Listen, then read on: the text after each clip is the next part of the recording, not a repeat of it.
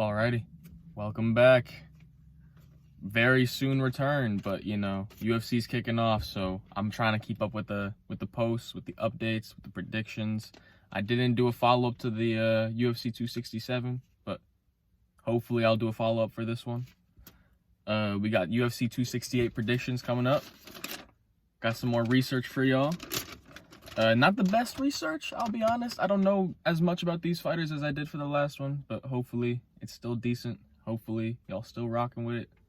And hopefully I go positive, because for the last one, if y'all followed my predictions, y'all would have made some bank. Just letting y'all know. I didn't personally bet that much, but for y'all watching at home, could be a shout.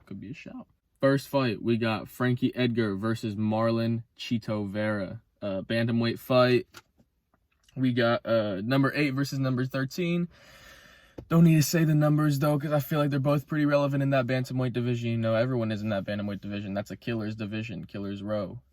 Frankie Edgar, obvious legend of the featherweight and lightweight divisions. Just an absolute beast, absolute monster of a fighter. He's fought the best. He's been in there with the best.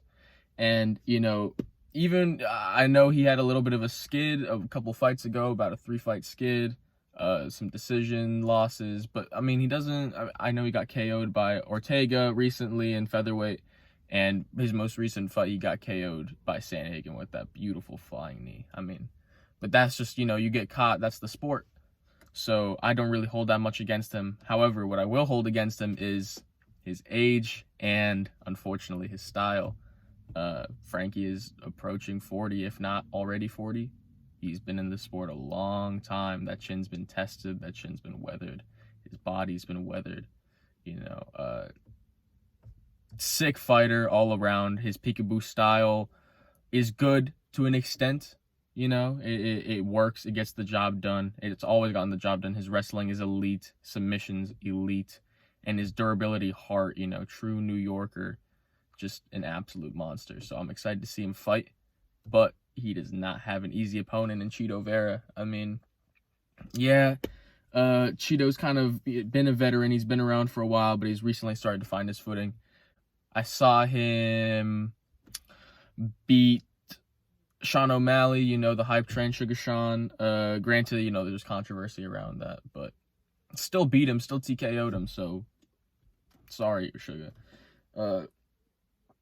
Then he went on to Jose Aldo. Jose beat him in a decision. I still think Vera looked good. I think he just needs to make some improvements, specifically in the stand-up and checking. I mean, if you watch his fights, you know what's up. And then he had a recent fight, forget against who, but a really nice, slick striker, Davy Grant. Davy Grant, that's who it was. Sick fighter. Excited to see how he fights someone like Frankie Edgar, who is so forward pressure, who is so peekaboo. But I think, again, it comes down to the chin, right? Chito is just a fucking Ecuadorian monster. I think he'll outlast him. I think he'll win on decision. So my official prediction for this fight is Chito Vera via decision. Next, we got a fight in the featherweight division. We got Shane Burgos versus Billy Quarantillo. Shane Burgos, beautiful boxing technique, beautiful combos and defense. His defense is honestly his best stat. His takedown defense and his strike defense are great. He's a big featherweight.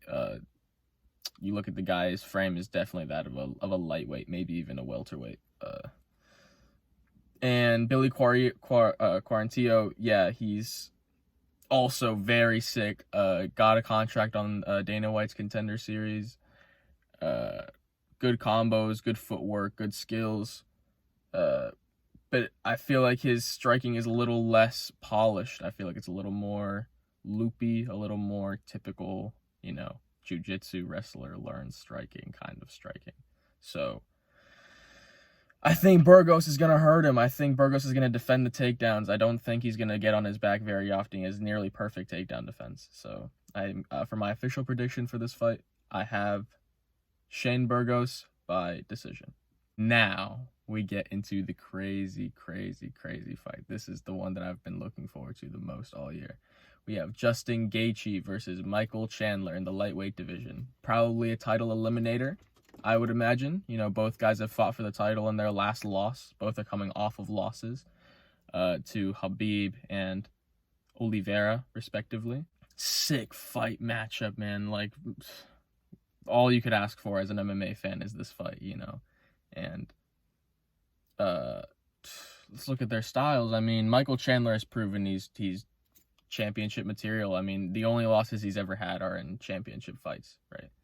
He knows how to hang with those people. I think he's ready for the 3-rounder. So is Gaethje. Gaethje grew up on those 3-rounder, burn the gas tank, burn the bridge, the boats kind of style. And but here's the thing, right? I am a big believer in Trevor Whitman and the team he has over there. You know, the 3 fighters who are fighting on the MSG card. They're all his fighters, and I think you look at their striking, just unbelievable striking from these guys. I think Gaethje is a much improved fighter. I think Michael Chandler is going to try and wrestle him. I do believe that Khabib kind of exposed that Gaethje is not actually that good at takedown defense. Maybe, again, it's Khabib, one of the greatest of all time, if not the greatest. So we'll have to see when Chandler tries. But I think Chandler will shoot. I think Chandler will shoot early. I think Chandler will try to take him to the ground and pound him out. I think the equalizer, and I think what's going to win this fight for Gaethje, that's my prediction, I think it's going to be those world-class, elite leg kicks. Chandler is a stocky, short guy, and he does not check those kicks. If you watch the Oliveira fight, you could see that his movement was already diminished from Oliveira's kicks. And he only kicked him a couple times. Same with Dan Hooker.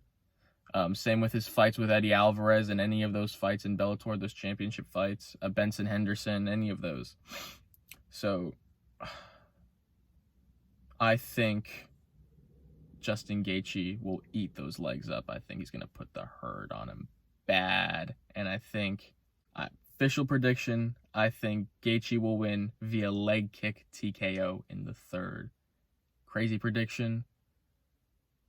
I'm rocking with it. Y'all can rock with it too. Next, we get into the championship fights. We got for the straw weight women's championship. We have the rematch of Rose Namajunas versus Zhang Weili, or Weili Zhang. This is a hard one to call. I can't lie. Rose is a beast, man. Her movement, her hand speed, she has KO power, submission game. I think her footwork is going to be her path to victory, you know. I think she's going to keep Weili on the outside. She knows that she's susceptible to that leg kick now. I think Zhang is going to be scared of that power. I think she's going to try and stay on the outskirts, but Rose is much more slick on the feet. I think she'll piece her up if she can with that jab, with that footwork. But I think Zhang Weili is so much more elite than people are giving her credit for. And I think she really took that loss metaphorically and literally on the chin, you know. Her first loss in 21 fights must be a big confidence shaker, but she seems to be more switched on than ever, you know. She moved to Arizona. She moved her entire team out from China to Arizona, started training with Henry Cejudo under wrestling. And I mean, if you look at that first round, you know, however long that first round went between Rose and Weili, Weili was winning those exchanges, man. She was figuring her out. And yeah, Rose caught her with the head kick, but people get caught in the sport. Just like I said with the Corey Sandhagen KO over Frankie Edgar, like, people get caught. So I think the stylistic matchup, I think Weili is going to hold her down. I think it's going to be a long 5-rounder battle of attrition. But I think Weili Zhang is going to win by decision with ground control, top game, forward pressure, and keeping Rose's punches, like, she's not going to be on the end of Rose's punches. I think she's going to try and get in, kind of weave her way in, avoid the punches, maybe take a few to give a few. So my official prediction for that fight is Weili Zhang by decision. And finally, we have the welterweight championship of the world, the rematch, the bad blood rematch between Kamaru Usman and Colby Covington. This is really to determine not only, you know, the number one in this division, but in my opinion, the number one in the world. I mean, but look, man, I think people think this fight is going to be similar to the first one. People think this is going to be another striking match, dirty striking match, battle of attrition, war, barn burner, but it's not going to be. You know, you just and all you have to do to come to that conclusion, in my opinion, is you have to view and compare the improvements, the game plan, and the tactics. Kamaru Usman has gone 3-0 since that fight and has won in dominating fashion increasingly with each and every fight. His striking is crisp, his footwork is crisp, his wrestling is still fantastic. Colby beat a washed-up Tyron Woodley, and look, that does not mean that the opponent is the reason why he's going to lose. I just don't think Colby has made the improvements to keep up with Kamaru, and Kamaru is lapping this division. He is on a crazy momentum streak. Do I think Colby goes out like Masvidal? I think he does. I think Colby's going to get really, really hurt in this fight. I think, in an official prediction, I think Colby gets knocked out in the third by Usman. And I think it's going to be brutal. I think it's going to put a stamp on this guy's career as the number one pound for pound. He's going to be in that GSP, Habib, John Jones conversation after this fight. I promise you that. This run is incredible.